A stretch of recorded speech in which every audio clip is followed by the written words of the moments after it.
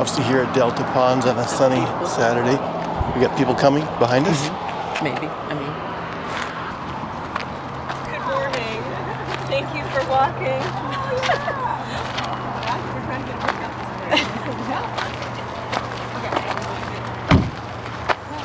So here's my sheet. I have you print and sign. Roger that.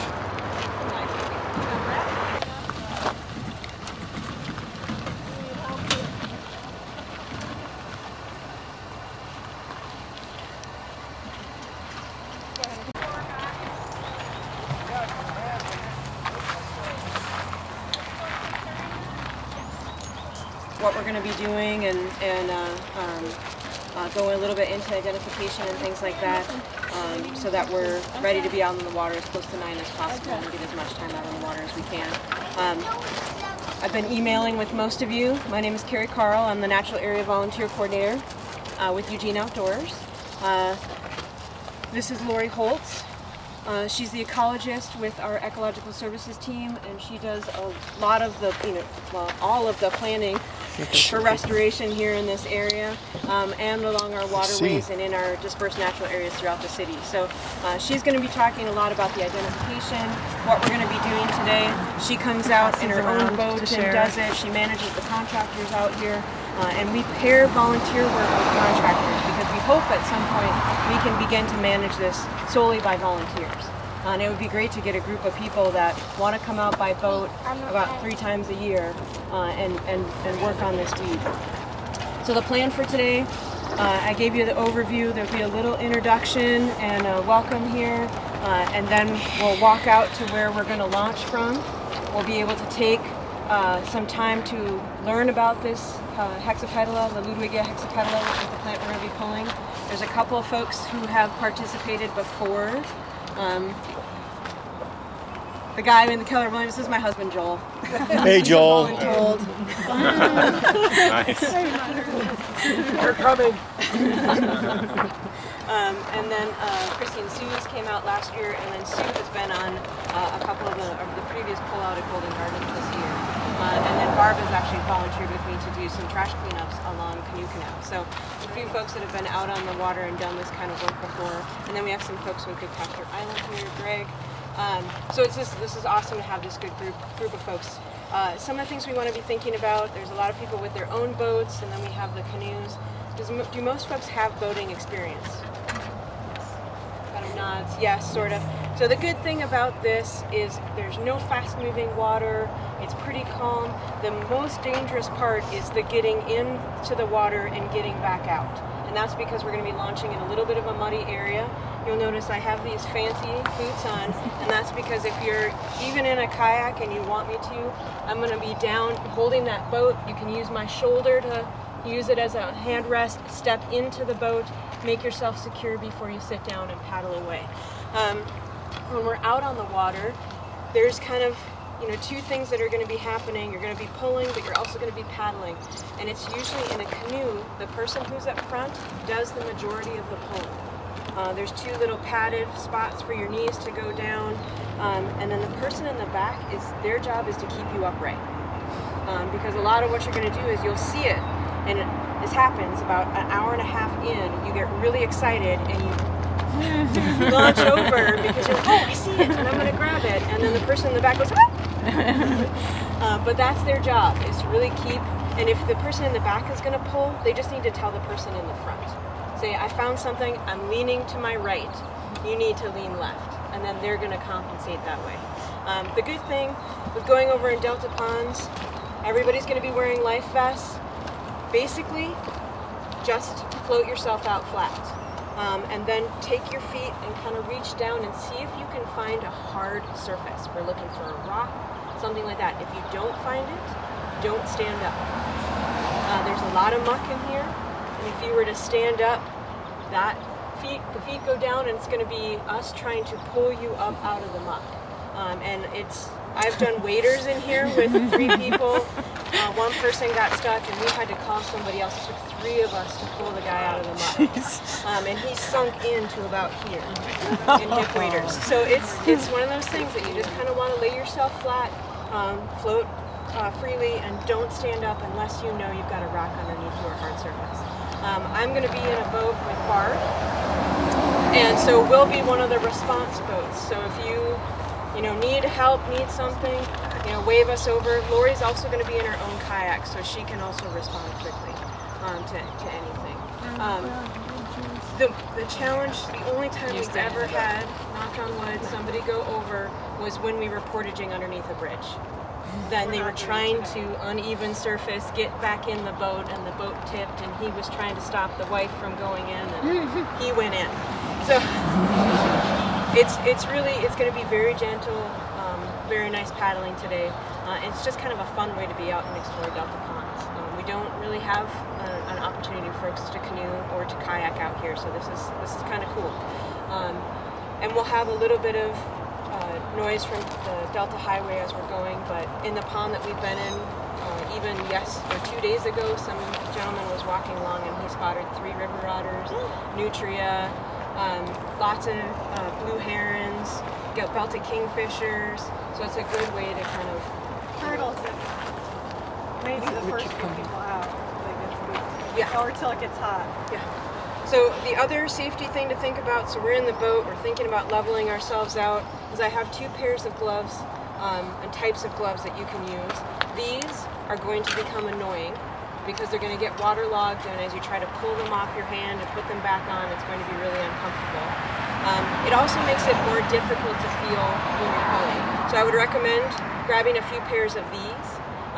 Note that if you wear them the entire time, your hands will be wetter than if you stuck them in the water. Because you're going to sweat a lot in these. So I usually bring 3 or 4 pairs, just stuck them in my pockets. And then if I feel like I need to have a pair of gloves, especially if you're going to get down into the muck. Which we want you to do. Yes, and talk about that. The muck is going to be a little bit stinky.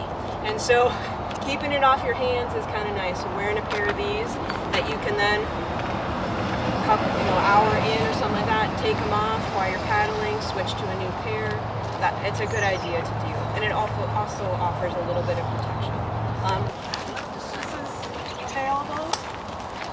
Please use it if you're at all prone to burning, because we'll be out here for a number of hours. And I'll carry some on my boat too. Kraken. Kraken is a sea monster, that eats ships, but the freshwater ones are quite a bit smaller. Did he come from Davy No, Jones's what they locker? feed on normally are small children that wander off from their parents. Or adults. I told the little kid about 4 years old about that up there at the Overlook. He wasn't going to go the rest of the walk down. His dad had to carry him. Okay, so let's head down into the shade. And we'll go over identification. Grab gloves if you need them. I will get you both like already.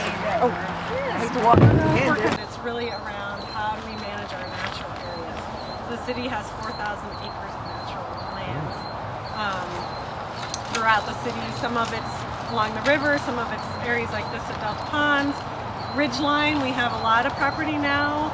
That's oak and savanna and prairie, as well as like Spencer Butte and all the trails. We have a lot of land out in West Virginia wetlands as well. So it's really important to have people who have the background to know how to manage this stuff. And we feel really privileged to work for an organization that values that and a community that values that. I was hired initially to work full-time at Delta Ponds during a time when we were doing a huge restoration project out here. So there's been about $9 million of work out here. And I'm not going to go into all the details. I'm happy to at another time. We also have some good information on our website, as well as a plan that discusses in really plain language, and we try to keep it short and sweet on our website. If you go under related links, there's a document that has nice pretty pictures, and it talks about all the work that we did out here. So basically we did about a decade worth of work. It used to be that this place is 15-foot tall with blackberries and lots of invasives, and my role, I didn't do all of that. I have my friends who are like, oh, Lori, she's the queen of Delta Ponds, she did all the restoration. Well, it's always a team effort with those things. And I was the person who was responsible for figuring out how to manage the vegetation, remove all the invasives, and then do the planting. But we had engineers, we had other planners. It was a partnership with the Army Corps of Engineers, so there were a lot of people involved. I just happen to have what I think is one of the most fun jobs, and that's being out here and dealing and improving the habitat and trying to make a better place for the wildlife that lives here. On the other side of the road here, that's a gravel landing that we used to keep open, we now have cabled off, but it showed up on the bottom of that landing in the water, and at the same time a little pile of aquarium gravel showed up. So we think someone dumped their aquarium, and this plant is originally from South America. It is sold in the aquarium trade, both as a baby plant and as a live plant in aquariums. There's many different species of Ludwigia, and the aquarium trade folks don't necessarily pay attention to that. It's also sold for pond decoration. It is illegal to sell this particular species on a couple of the other invasive species, but I think it's trying to film, and so it's illegal, but again, you know, having someone monitor all the internet sales is really tricky. And so the reason this plant is such a challenge is on some of these are different, but this is here at Delta Ponds. This is an infestation that's several years old, and it gets incredibly dense. So some aquatic vegetation is a really good thing. We want aquatic and emergent vegetation. It provides places for native frogs and turtles and fish to hide from the herons. We all love the herons, they're beautiful, but they're major predators. So some vegetation is really good. But just like on land where we don't want invasive species like blackberry that become so thick that nothing else comes in, that's a problem with this too. It'll crowd out the other aquatic and emergent plants, but it also won't, it'll crowd out the habitat for the fish and the turtles, and they just can't move around in it. It'll grow 4 feet out of the water. And under the water, it's very dense also. We're gonna see a lot of water shield today and different types of water lilies. If you pull one of those up, they've got a little stringy attachment, so there's plenty of place for aquatic wildlife to move around in it. This stuff, as you'll see as you pull it, has a lot of leaves and branches and vines underneath, so it clogs up the waterway and it takes up that whole surface area. Ducks and otters, which we have out here, beaver, they can't really move around in this. It's really tough. The other thing about this is it spreads by fragments. So I'll pass this around again. If you want to look in this picture, if you look closely, every place a leaf attaches, and I think I have a couple more of those, it can grow roots. So you break off a little piece of it, it floats downstream, settles out, and it grows again. So one of the major things that we did with this restoration project was to reconnect the ponds, these are old gravel ponds, to the Willamette River. And most of the flow happens in the winter, but occasionally they release water from the dams, the Army Corps does, and occasionally we get flushes through here during a time of year when the Ludwigia is growing. So Ludwigia goes dormant in the winter, and then it pops up and becomes really dense about this time of year. It starts growing in early June, and then by this time of year, if we had a lot of it, it would be clogging the waterways. So what we don't want to do is to have this site be the source of this horrible invasive for everything downstream in the Willamette River. Now it is already in the Willamette and other places, but this is the most upstream location, so it's extremely important that we do our job to control it and not be like the source for everybody else who's trying to control it downstream. I've been very fortunate to apply for and receive 5 years of grant funding to do this work. And for those of you that have been here a while and might remember in 2012-13 is when our ponds looked like some of these pictures where it was just solid. And so it's been a lot of work. We're now at the point where I had contractors out the last 2 weeks, not in the pond where we're working so much, but hand pulling, 3 people for 2 weeks all day long in canoes. We're doing primarily hand pulling. We have used a little bit of herbicide. Right now we mostly do it where This plant can grow on land, and again, it's shown in some of those pictures. When the ponds dry out, it'll continue to grow. It's really hard to get it out of that rocky cobble stuff without breaking it, and if you leave root fragments behind, it just comes back. So we are doing a little spot spraying where it's popping up in those tough areas to pull. But primarily we're hand pulling, so that's what you guys are helping with today. And I've actually been writing into my grant that we're going to have so many work parties and so many hours of volunteer time. And so I really appreciate you guys coming out. I also think it's a great way for people to get out here and, see what this is all about, and hopefully see some otters and some herons and other things today. As far as identification, this plant it'll really make more sense once you get to see it. But it has, I should have grabbed an example. Let's see. It has alternate leaves, or where the plant's growing from the main stem, they come off alternately on the stem. And so think of something else over here that does that. So like this willow, these leaves, you don't have two leaves opposite each other like you might see. They don't quite come straight across on the ash either. But there's a couple lookalikes, and the leaves will come off. There'll be another leaf right here, exactly opposite. But this plant has alternate leaves, so that's a really important characteristic you're going to look for. You can't look at this rosette, because they're so close they look like they're opposite. But if you look further down the stem, you can see that this rosette is pretty distinct. Although, and we'll get some examples, there is a native lookalike. But what you're going to look for in addition to this rosette are these light, kind of bright yellowy veins on the lime green leaf. The native one is more reddish, and again, I'll get an example of that. You might see these funny little foamy things. These are a type of root structure that also pulls nutrients from the air to support the plant. This plant is amazingly adapted.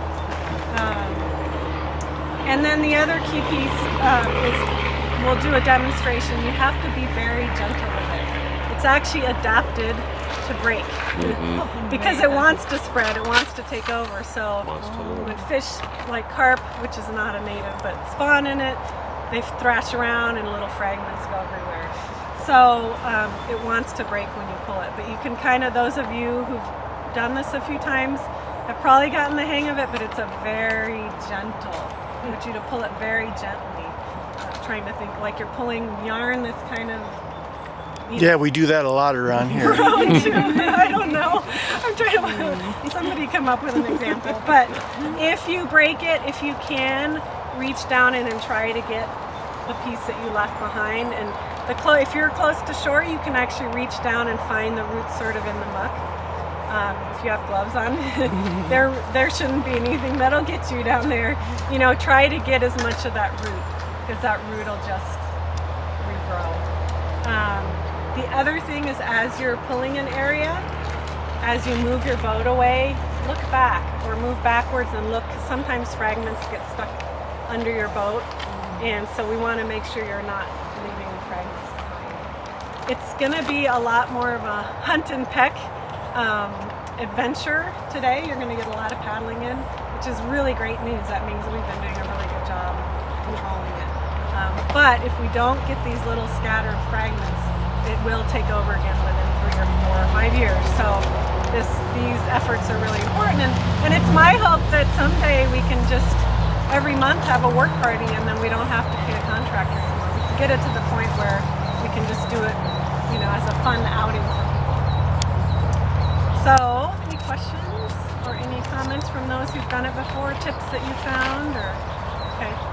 Please ask questions if you're not sure. I'll be sticking close with the kayak. I can move pretty quickly between boats. Carrie and Joel are super helpful, and our Sue and Susan, Christine also know. So, just ask and don't be afraid. Right away. Yeah, we've been doing them once a month. And so August would be the equivalent is the 24th or something. Whatever the third weekend is in August.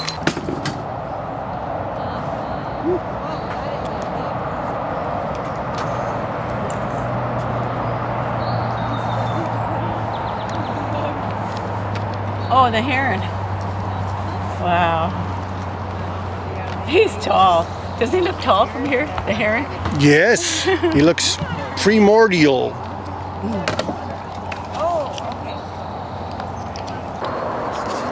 So we have a couple of different things right here. This is the non-native. This is what Lori's been talking about. You can see the alternate leaf pattern on this, the very bright white venation. Notice how it's kind of rounded. It will start as it gets closer to flower to look like this, which is not the same plant. This is another one that's called water lady's thumb. We want to leave that, but that's how these can get confused. Notice this one doesn't have as much of that bright white venation that this one has. Those veins running on the leaf. Lori also probably talked about the native. It's a little bit smaller. She talked a little bit about the red on the main stem here. Yeah, you can see how much red it is, and then look at that opposite leaf pattern right across from one another. Very different from the alternate. One of the things to note is that opposite can sometimes look alternate, but alternate will never look opposite. Does that make sense? Yes. Because this might lose a leaf off the side of it, and it may look like it's alternate, but if you keep working your way down, you're going to see that opposite leaf pattern. Whereas this very distinctly has that alternate pattern. Lori also talked about some of the different types of roots that you'll see. Those white, fingerly looking puffy roots here. Yeah. Yes. And we want to get all of that. All these more adventitious roots on the side. This one, she kind of loosened lightly, pulled out, and you can see a bunch of mud came with it. Since we're right here, it's not a big deal. If you were out on your boat, go ahead and rinse it a little bit so we can avoid getting too much mud, and you don't have to have too much mud and water in the bottom of the boat. But we'll want to rinse that, pile it, and then Barb and I might come by, or Lori might come by, and we'll pile it into our boat to get it off to the side, or find a spot where we can get up and pull out. If you get a bunch in the bottom of the boat, sometimes it can be so much in there that you'll want to pull it out and pile it on the side. So, yes? The way I remember the leaves is opposite is okay, alternate is awful. Alternate is, alternate It's is, hard to remember now. yeah. It is awful. And you can look to, this is what we were talking about that. So this one's getting closer to flower. See how the leaves are no longer this kind of round shape, they're much longer. It starts to change. So it's a really amazing plant. You have to give it some props for that. But yeah, it's a phenomenal, and it's the way it takes different form and shape. And it'll grow in some mats and then in some individual spots. The canoes, because the water level has been changing, we do have a beaver dam on the D-Brick sluice side of this, which has allowed more water to build up into areas that weren't there before. You may run aground in spots because you're going shallower spots that you think that you can get into, and then once you get in there, you see that in fact it's pretty shallow. If you find a kayak nearby you, tell them, hey, there's some over here, let them give a shot. That's also why Lori's wearing waders. She's going to climb out occasionally and try to get some of those shot pieces. What do you do with it once you pull it? I mean, once you... Pile it in the bottom of your boat.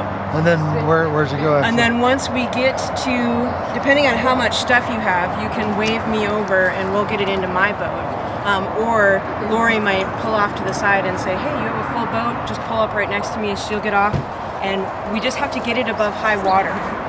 So you'll see from the kids Thursday, there's some spread throughout here. Oh, Once we get it above high water and let it dry in the sun, it desiccates and dies. all right. Yeah, so that's our goal. If we were to pile it, it will actually stay moist and regrow. So we want it spread out when we do dump it off on the shore. So if you don't have a ton in your boat, and at the end, we can just come up here, and when we take out, just spread it out through this area a little bit, or stick up a little bit higher in the water, but marsh pennywort will be mixed in. So a lot of times you'll see a giant mat of marsh pennywort, and then this will be rising up from the middle of it. So kind of work your way in there, try to grab and just pull this. If you pull some of this, it's not the end of the world. There's a lot out there. But we want to try to focus on pulling this. And same thing with the native. We want to keep it, but again, if you pull a little bit of it, it's not the end of the world. And you can pull it up and be like, oh, look at it in your boat with some of the other pieces that you have, and that comparison will help you too. It looks like the top part, when it's mature like that, is not so easily. I mean, it almost looks like it. This one. This one here? It almost looks like they are directly across.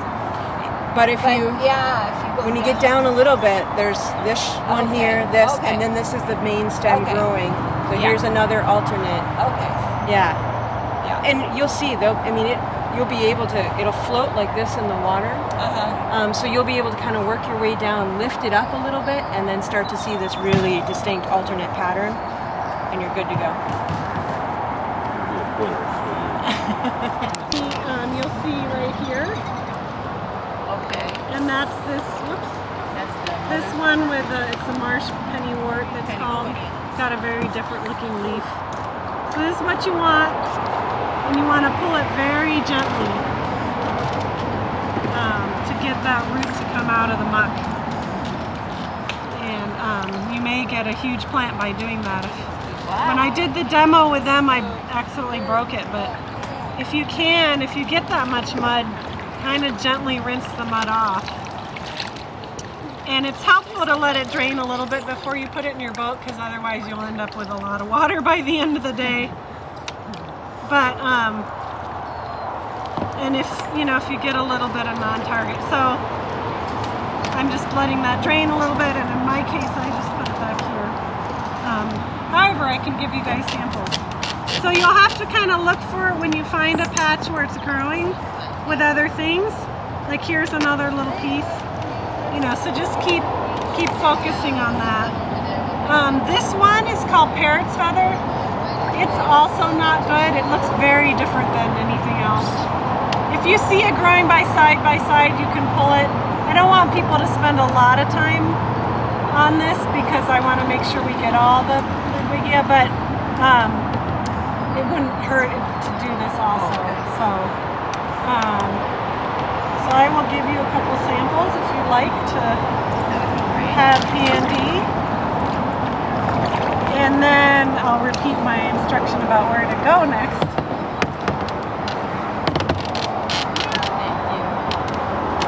For you, yeah, and you probably want to toss it behind you, although this is going to get dirty. It don't matter. Doesn't matter. No, no. I'm going to say. So if you want to follow them, just past that clump of willows, actually, and kind of in that first clump of willow, that right about to their left is a beaver lodge, an active beaver lodge. And then, so follow along there, and as you get to that narrow spot, go ahead and start working the right side of the waterway and looking for Ludwigia in there. And I should have mentioned that pond, we've been seeing 4 otters pretty regularly. So if you're one of the first boats over there, you may have the privilege of Having seeing otters. them. Okay.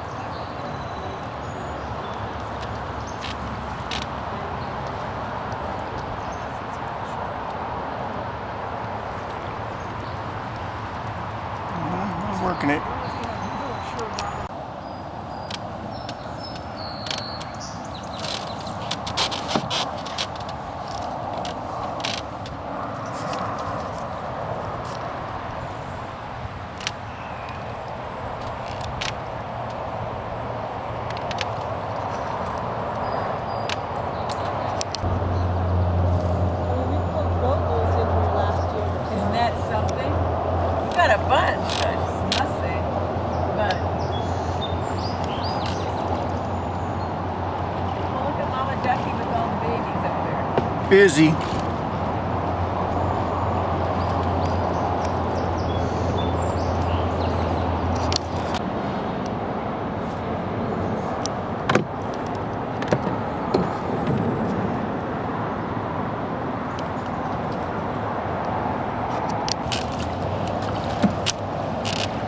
Big Beaver Dam. Yeah, look at, can you see that? Can you get in the picture how far down it goes on the other side? Yeah, I think so. A lot of mud in this one. Not many sticks. It's like it's all mud. Busy beavers. But that's a huge amount of level change. It is. How about that, huh?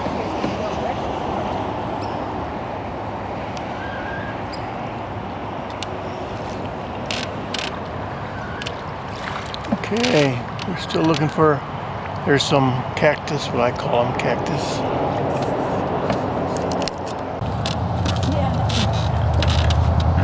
Like those fluffy fern things. Yeah, just There's so many of them. Yes. every now and then there's so many of them. Yeah. Did you see the beaver dam over there? Not yet, we're heading over there It's so now. cool. You can actually look and see.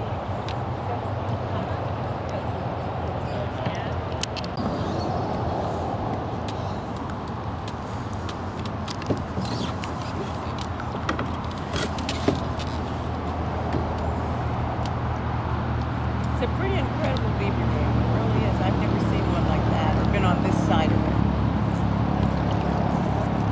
There's that. Otters here, but they're kind of secret. Oh, sure. We see them in the pond down, it's on the Greenway. There's a big pond where they come up. When I saw them in the wintertime, they loved coming up through the ice. Oh, nice. Yeah, it was really fun to see. So, not sure what time it is. We have plenty of time. But I was thinking that people could do, obviously keep looking for the Ludwigia. But maybe as we go back, if we lose anybody in a hot spot, like is Jerry still working on it? No, I think everybody's up this end now. Okay. We could start pulling some of the parrot's feathers. We've done a lot of that. We've been Okay. doing that. Yeah. I would say if there's a big patch of it, leave it, but especially if there's just a little plant, let's keep Yeah, get rid of the neighborhood, right? It's The the little ones, neighborhood. that way they don't turn into big patches. Okay. And can I get your picture? Sure.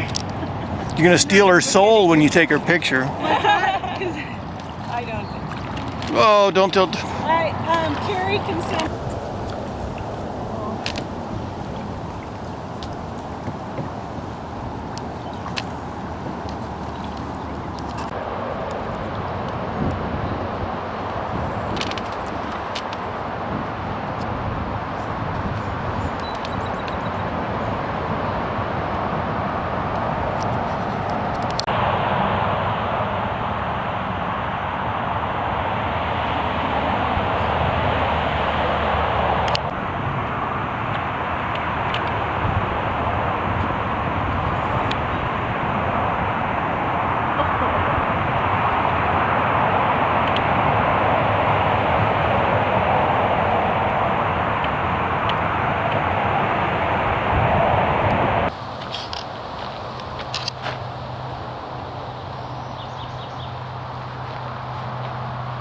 Okay, everybody's pulling the boats out.